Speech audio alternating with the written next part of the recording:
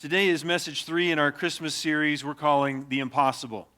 And the series is so named because eventually every one of us is going to face the impossible, whether it's a situation we can't see a way through, or a sorrow we can't see a silver lining to, or a circumstance we can't see any solution to. You know, it might be something as small as an impossible deadline if you're a college student, as normal as an impossible electric bill if you're a parent, or in the case of our text today, something as catastrophic as an impossible illness. Whatever the case, our series this December is meant to remind us when we face such things that we serve the God of the impossible, the God who loves to be looked to for help when it comes to hopeless situations, the God who made the universe out of nothing, who made the Red Sea make way for his people, and who, in our text today, can also make an illness wash off like dirt. Our text opens roughly 500 years after the time of Moses. The people of Israel have entered the promised land under Joshua.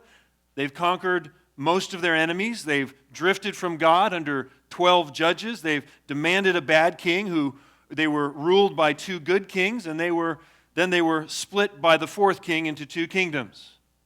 The northern kingdom of Israel and the southern kingdom of Judah. In the southern kingdom, a mixture of good and bad kings descending from David have ruled from Jerusalem. Meanwhile, in the north, every king ruling from the capital of Samaria has been a wicked king. The present one, who most commentators identify as Jehoram, he's no different. His father was the wicked but wimpy King Ahab, and the apple hasn't fallen far from the tree when it comes to his son. But our passage today doesn't actually start in Israel at all. The opening lines say nothing about either the northern or southern kingdoms, but instead begin with the description of a Syrian man named Naaman. Look with me now at verse 1. Naaman, commander of the army of the king of Syria, was a great man with his master and in high favor, because by him the Lord had given victory to Syria. He was a mighty man of valor, but he was a leper. It's fascinating, I think, that the country of Syria has been in the news in just the last few days, because even in biblical times, Syria was one of the chief enemies of God's people, especially of the northern kingdom, since they shared a border. Again and again in the books of 1st and 2nd Kings, the 2 nations that once were friends under David and Solomon's rule end up trading blows. Syria's king at the time of our story is most often identified as Ben-Hadad II, and Naaman is his right-hand man. He's his 5-star general. He's the jewel in the crown of his kingdom's military might. And you may have noticed something interesting in the text about Syria's military might here, about their victory at this time. We're told that the Lord had given victory to Syria by the hand of Naaman. That's very interesting. Now, I don't know if this is the case for you, but when Christmas rolls around, there always seems to be at least 1, maybe 2 people that it's really hard to buy presents for. Sometimes it's because those people don't have any hobbies, you know. They're really boring people, no hobbies. Sometimes it's just because we don't know that person very well. But other times it's because there really are those people who seem like they have everything, right? And you're just like, what am I going to get this person? Because what do you get for the guy who has everything? Well, this is a guy like that. Naaman is a man who has everything. He's got status, he's got greatness, he's got favor, he's got courage. In the words of one commentator, his cup of happiness was almost full. But now we're also given some insider information about this man named Naaman. Now there's something else we see he has too. Underneath all that influence and success, underneath the cover of all that flashy armor, we see there's one big problem. Naaman also has leprosy.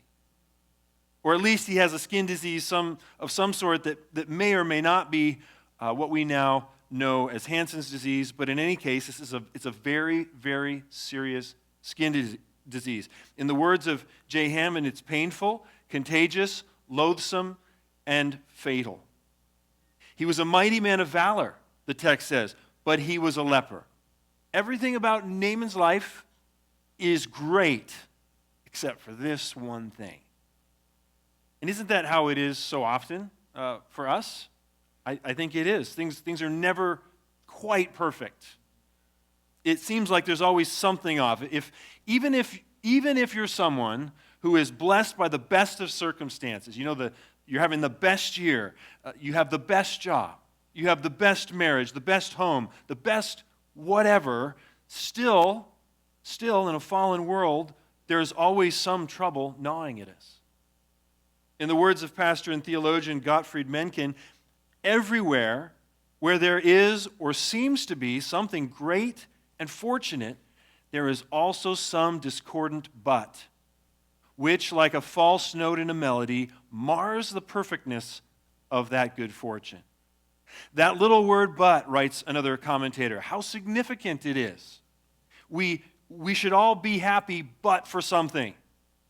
Our plans would all be successful but for something. We should all be very good but for some inconsistency, some failing, some besetting sin. There is no happiness without some concomitant annoyance or discomfort, writes Joseph Hammond. Now it is domestic trouble. Now an unhappy turn of mind. Now a recollection of some sin in the past. Now an anticipation of some calamity in the future. And it turns out that the calamity in Naaman's life, the discordant note in his otherwise beautiful symphony of a life, is a terrible and incurable illness. It turns out that the answer to what you get a guy like Naaman for Christmas is a cure for leprosy. That's all. But you know what? What's amazing is that Naaman gets that cure. And so today we're going to look at how it happens. We're going to look at 4 stages along the way to Naaman's cure. And I'm borrowing the names of these stages from Warren Wiersbe, but I'll be adapting them just a little bit. And so the first stage on the way to his cure, to Naaman's cure, is needing the Lord. I think we're all guilty at times of thinking we don't need the Lord, of thinking we've made our way in the world on our own. But the truth is, everyone needs him. That's just a universal reality, whether a person knows it or not. And to make that point, you should remember that before we even get to this man Naaman needing the Lord for his big problem in his life, the text has already told us Naaman needed the Lord for the big victories in his life as well, didn't he? By Naaman, the Lord had given victory to Syria, the text says. Even his accomplishments that have brought him to where he is today, they were gifts from God to him. In other words, Naaman has already needed the Lord without even realizing he's needed the Lord. And so have you and I, many, many times. Many times. And I think that's one reason God allows the but for this or that in our lives. The annoyance, the discomfort, the calamity. Because we don't tend to notice our need for God until he doesn't give us the victory or the blessing or the help that we've taken for granted, whether in a circumstance or in a sickness or in our dealing with a sin. And so in that way, these little buts have their uses, we're reminded by another commentator. They keep us, or they ought to keep us, humble. We ought not to be very proud of ourselves. We ought not to be very hard on others when we think of that ugly sin of our own. But most of all, these buts ought to be the means of driving us, as Naaman's leprosy was the means of driving him nearer to God. And so Naaman's life is great except for this one thing. Now, what that means, if he's anything like us, is that he's probably tried everything in his power to make this problem go away. Nobody likes discomfort. We all generally like to take the path of least resistance. And so if he's like us, he's likely sought out all the experts. He's sought out all the healers all throughout Syria. He's likely consulted his gods. He's probably been throwing money and time and anxiety at this problem for some time now, but to no avail. Nothing is helping. And it seems his desperation for a solution must be growing pretty obvious because it seems like other people are starting to notice. Which brings us to verses 2 and 3. Now the Syrians on one of their raids carried off a little girl from the land of Israel, and she worked in the service of Naaman's wife. She said to her mistress, "Would that my Lord were with the prophet who is in Samaria. He would cure him of his leprosy."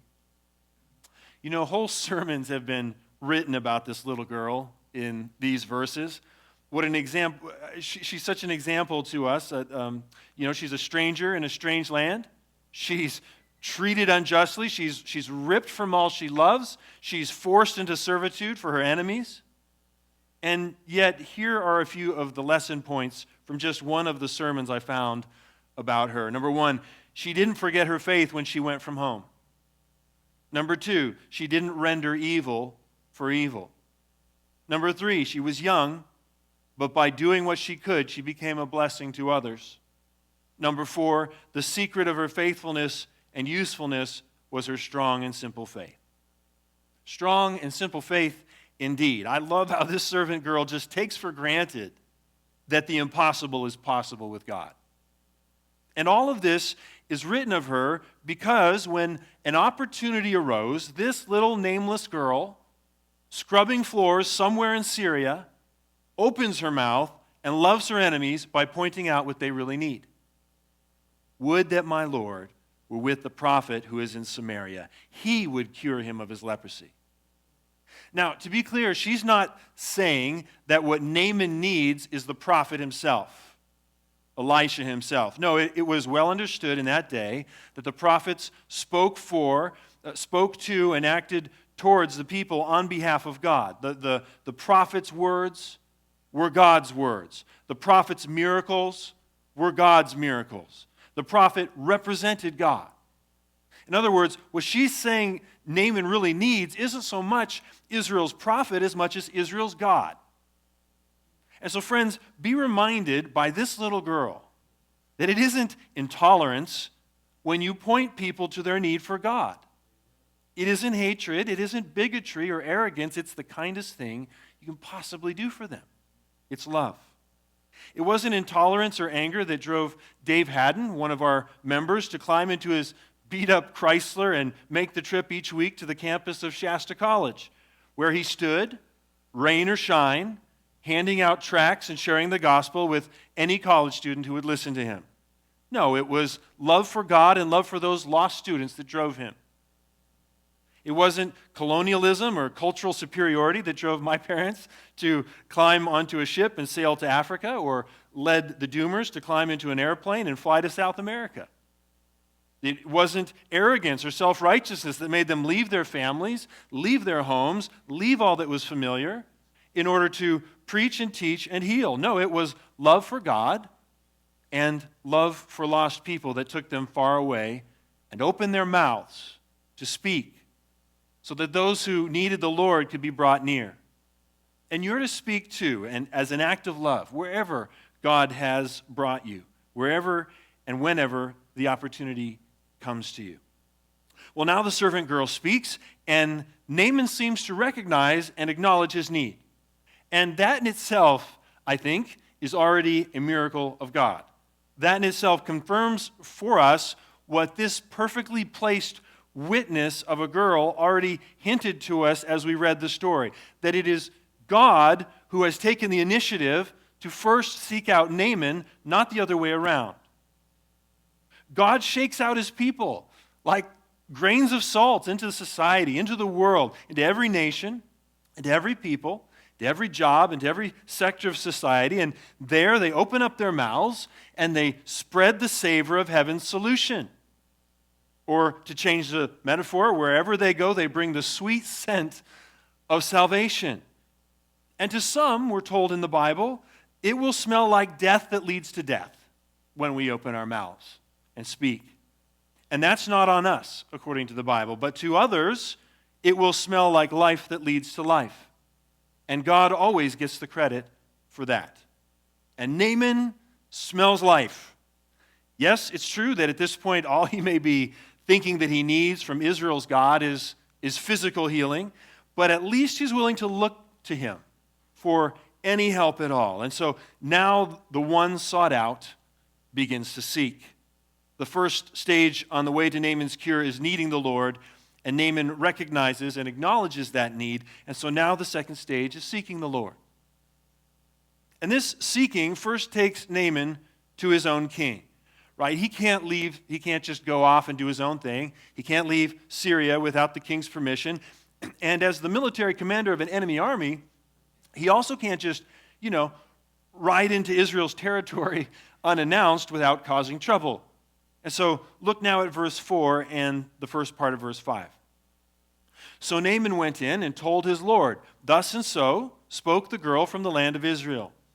And the king of Syria said, "Go now, and I will send a letter to the king of Israel." Again, this king of Syria is probably Ben-Hadad II. He's lost quite a few battles to Israel before Naaman came along and became his great champion. So you could say he is very motivated to keep Naaman happy and healthy. Still, both men have to be pretty anxious, and this skin disease must be pretty serious if they're willing to set all of this into motion on the word of one little slave girl. But the plan moves forward, and so through this official channel of a letter from Ben-Hadad to King Joram, this is what happens. "And I will send a letter to the king of Israel," the king says. So he, Naaman, went, the rest of verse 5 says, taking with him 10 talents of silver, 6,000 shekels of gold, and 10 changes of clothing.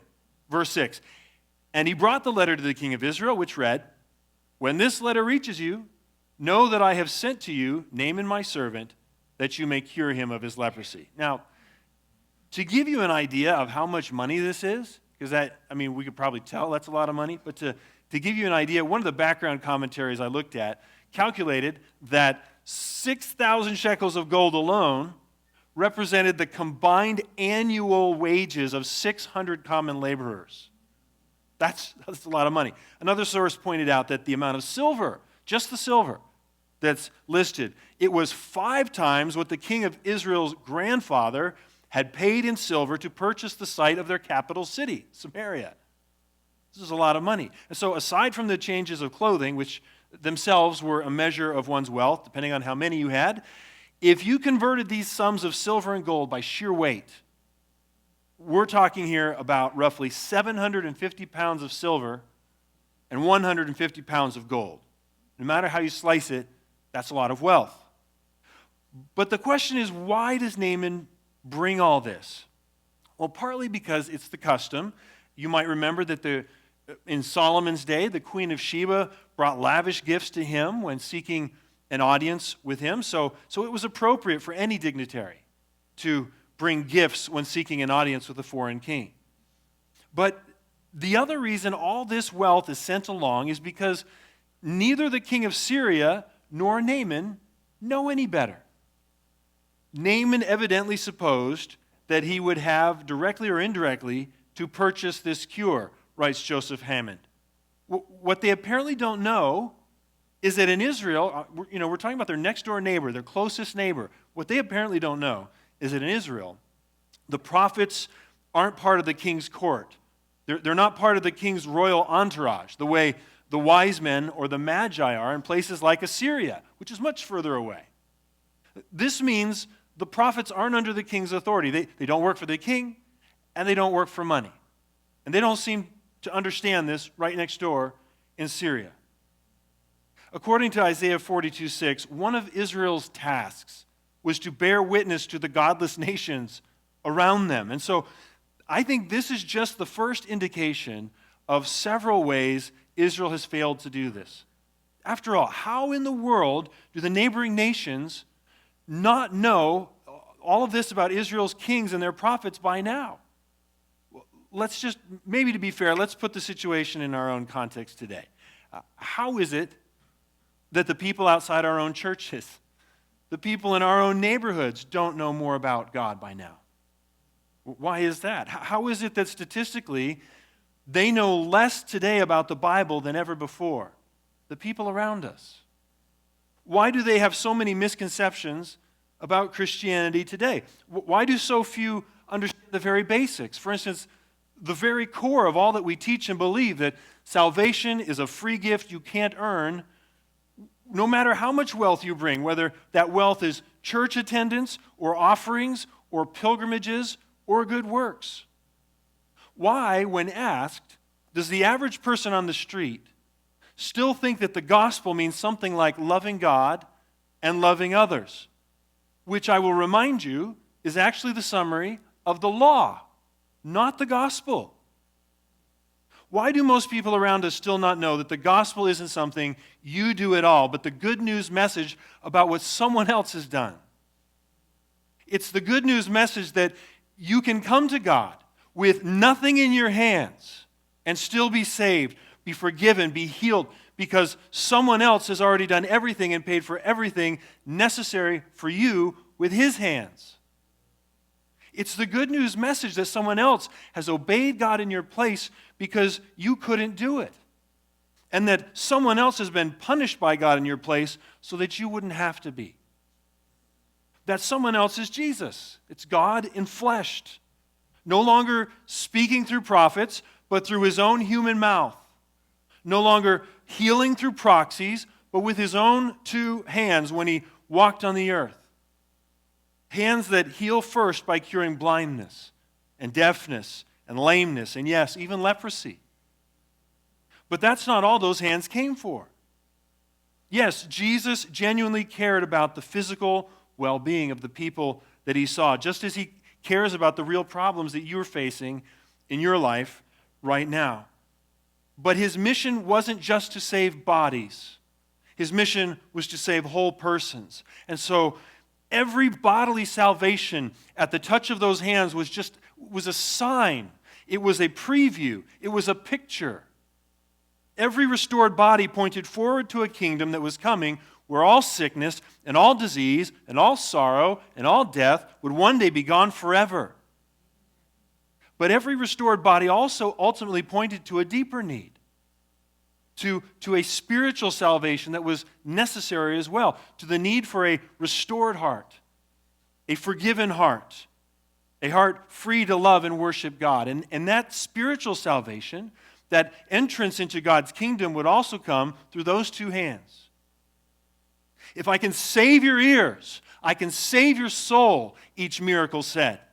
If I can give you new eyes, I can give you a new heart, each miracle said. If I can take away your leprosy, I can take away your sin, each miracle said.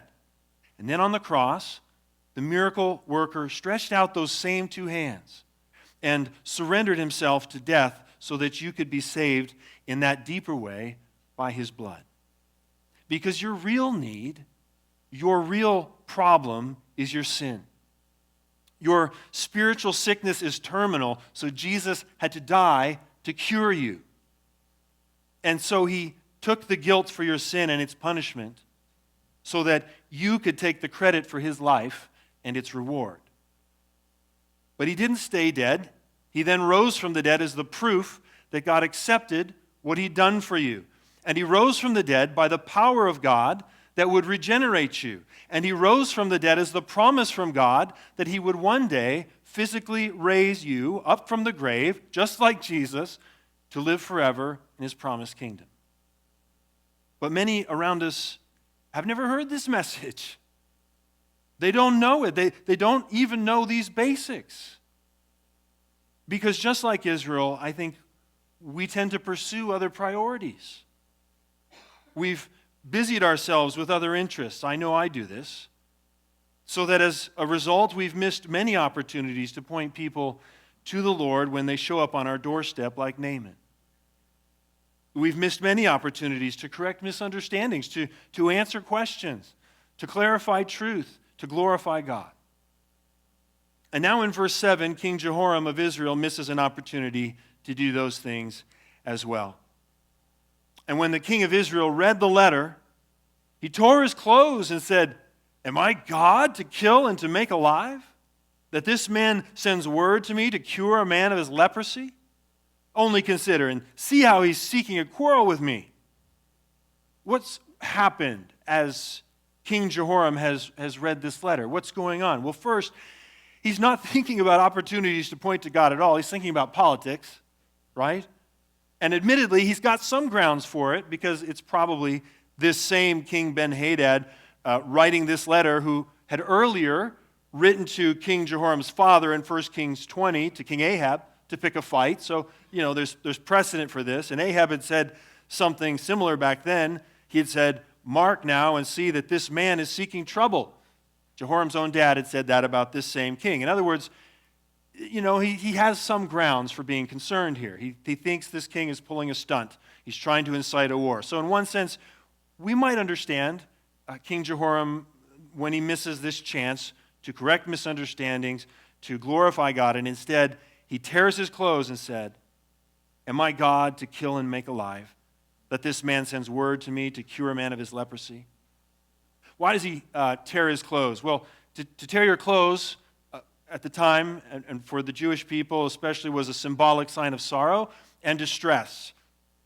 But here, I think, is the second opportunity that King Jehoram missed to glorify God, because in his distress, he could have turned to God for help, as so many of the kings of the southern kingdom did. But instead, his actions and words betray unbelief and fear, and rather than turning to the God of the impossible for help, rather than looking outside himself for rescue the way even Naaman has done, he turns inward instead where no help is to be found. "Am I God to kill and to make alive, that this man sends word to me to cure a man of leprosy?" Jehoram says this because, as Hammond puts it, recovering from leprosy was equivalent to making alive, because a leprous person was as good as dead, according to Hebrew notions. Thankfully, Elisha gets word of the king's response, and he salvages this situation before it gets any worse. Look now at verse 8. "But when Elisha, the man of God, heard that the king of Israel had torn his clothes, he sent to the king, saying, 'Why have you torn your clothes? Let him come now to me, that he may know that there is a prophet in Israel.'" In other words, why have you acted and talked like we don't have access to the God of the impossible? "Send Naaman to me, and he'll find the God he seeks." Remember, writes commentator Paul House, saying there is a real prophet in Israel is the same as saying there's a real God in Israel. And so if the king wouldn't do his duty to bear witness to God before the godless nations, well then God's prophet would. Not far from here, several hundred years in the future, there would be a king in Israel who could cure a man from leprosy, but not yet. Every king of Judah and Israel was meant to be a placeholder for that Messiah who was promised to come. But from the worst of them to the best of them, they all demonstrated how they weren't him. Because when that true king came, it turned out he wasn't just the king, but a prophet and a priest as well, all rolled into one. In other words, when he came, there was no need to send for or go to anyone else. All could cease their seeking when they came to King Jesus. In him was the end of the search for truth. In him was the end of the search for healing. In him was the end of the search for the impossible God. One day, wise men and shepherds and even a star would model this truth as their journeys all ceased at a little town called Bethlehem. But for now, the wicked and weak king of Israel must send Naaman off to find help elsewhere. Let it not be so of us. Look now at verses 9 and 10.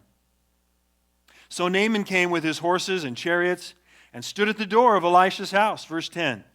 "And Elisha sent a messenger to him, saying, 'Go and wash in the Jordan 7 times, and your flesh shall be restored, and you shall be clean.'" Naaman has been seeking help, but now his search is ended. Or so he thought, because now he's immediately sent somewhere else. And I think that's because the first thing Elisha is concerned about with Naaman isn't his leprosy at all, but his pride. Why do I think that? Well, first, notice the way Elisha responds to his arrival. Does he come to the door? Does he fawn all over Naaman because he's such an important guy? I think we'd probably be tempted to do that. I'm such a people pleaser. I would have been out there just like that. I wouldn't want him to feel offended. I want to make a good impression for God, and so I probably would have been there in a heartbeat. But what does Elisha do? He sends a subordinate to greet Naaman and give him instructions instead. And I don't think you have to be a political science major to know that wasn't the expected etiquette. Now, are those instructions themselves that he sends through this subordinate, are those instructions that Elisha sends, are they any less from God? Any less from the prophet just because they've come through an additional messenger? No. Are they any less authoritative or worth listening to? No.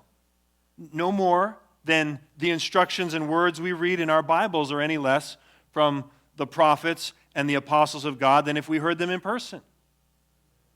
Just because we must hear God's words through these pages doesn't make them any less authoritative or real or worth listening to. But now the second clue I think we have that Elisha is concerned about Naaman's pride is that he sends Naaman away to wash in the Jordan River. Go and wash in the Jordan 7 times, and your flesh shall be restored, and you shall be clean. Now put yourself in Naaman's sandals, okay? He's just traveled 100-odd miles by chariot. There's no windows. There's no AC. He's arriving dusty and tired at the king's palace, but the first stop's a bust, right? There's no healing at the palace, so instead he has to leave the palace. He has to leave behind all the onlookers who would have been really impressed by all the riches he's brought, and he has to head out instead to some modest little cottage in the country. Now he's even more dusty and tired. And then the prophet he's come all this way to see doesn't even bother to come out and greet him. Instead, he sends the help to tell him, commander of the army of the king of Syria, that it's time to turn his chariot around once more and ride another 20 to 30 miles to someplace even more remote, to the nearest point of a river in the wilderness. And not just any river, the Jordan River. In the fields behind the boarding school where I attended for 5 years, there was this sluggish brown stream that we called the Margot. Now, I don't know who gave it that name, but since it's French and since it's also the name of several places in the Caribbean with crystal clear waters, I suspect it was meant to be ironic. We were never supposed to swim in that stream or play in that stream or, God forbid, drink from that stream, what with the cows and the other livestock that lived upstream, but most of us from that school probably did all three at some point or another. Now, I wouldn't do it. Yeah, that explains a lot. I wouldn't do it today. But that's how I imagine the Jordan River looking. I had a friend of mine who's actually been to Israel a couple times, and he's seen the Jordan River twice, and he recently said this about it. He said, maybe it ran fast and clear in John the Baptist's day. He said, I don't know. He said, but when I saw it, it was slow and murky and muddy. If you took a bath in the Jordan River, he said, you'd come out dirtier than when you got in. It wasn't something you wanted to dunk yourself down into, at least when I was there. That's where Elisha sends Naaman to wash. And so let me ask you, honestly, what does pride have to do with the problem of leprosy? The answer, as far as I can tell, is not much. So why would Elisha care about first humbling Naaman? I think the answer is because Elisha sees Naaman's pride as a bigger problem than the leprosy. Remember, these calamities have their uses, we said at the beginning.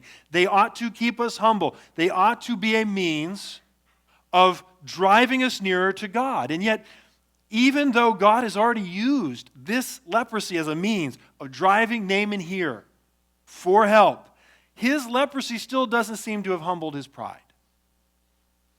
And since God is concerned about whole persons, Elisha's duty as the servant of God is to care about Naaman's whole person too, because of what benefit will it be to Naaman as a person, if he goes away with his body healed, with the impossible made possible, with his skin-deep problem solved, but with the leprosy of sinful pride still eating away at his soul?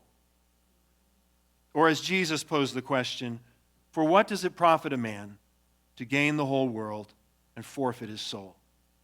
Because here's the stark reality that we all face. Like Naaman, a year from now, 20 years from now, the impossible thing you face today may be gone, but another will take its place. The sickness you face today may be gone, but another will take its place. And even if no new trouble or no new sickness comes, old age and death eventually will. And so a kind God, a loving God, will use these surface troubles to work to save you from the deeper need, which is admitting your helplessness without Him and surrendering your life to Him with a humble heart, in humble trust. A kind God, a loving God, won't just work to address the surface things, right, that rob you of your happiness in this life. He'll also work to address what happens to you when you reach the end of this life.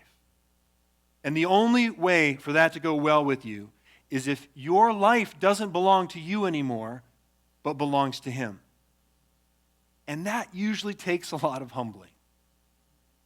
The first stage on the way to Naaman's cure was needing the Lord. The second was seeking the Lord. And now Naaman has found an audience with the Lord through Elisha. But the third stage we see on the way to his cure is resisting the Lord. Look now at verses 11 and 12. But Naaman was angry and went away, saying, behold, I thought he would surely come out to me and stand and call upon the name of the Lord his God and wave his hand over the place and cure the leper. Are not Abana and Pharpar, the rivers of Damascus, better than all the waters of Israel? Could I not wash in them and be clean? So he turned and went away in a rage. You know, I can't tell you how many times I've imagined the way things should go when I seek help from God. You know, I can't tell you how many times I've thought, surely this is how God will answer that prayer. Surely this is how God will solve that problem, will right that wrong. I can't tell you how many times I've been frustrated at God for not writing a story or a scene or an ending the way I would. Maybe you can relate. Sometimes I tell him so, that I'm frustrated. I thought that surely you do this or you do that, I say to him. Sometimes I sound disappointed. Sometimes I sound bitter. Sometimes I sound angry. So does Naaman. I think he's ranting to his servants here, yeah, but also I think he's ranting in his heart to the Lord. Behold, I thought that he would surely come out to me and stand and call upon the name of the Lord his God and wave his hand over the place and cure the leper. Maybe you can relate to him. You've asked God for some help, for some hope, for some impossible thing, and he hasn't responded to you the way you thought he would.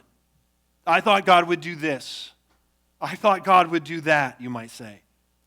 Just as it made more sense to Naaman that his own clear rivers back home would do a better job washing him clean of leprosy than God's own muddy stream in Israel, if that's how this was going to work, so you might think your ideas are better than God's. Joseph Hammond writes about those two words of Naaman, I thought. He writes this.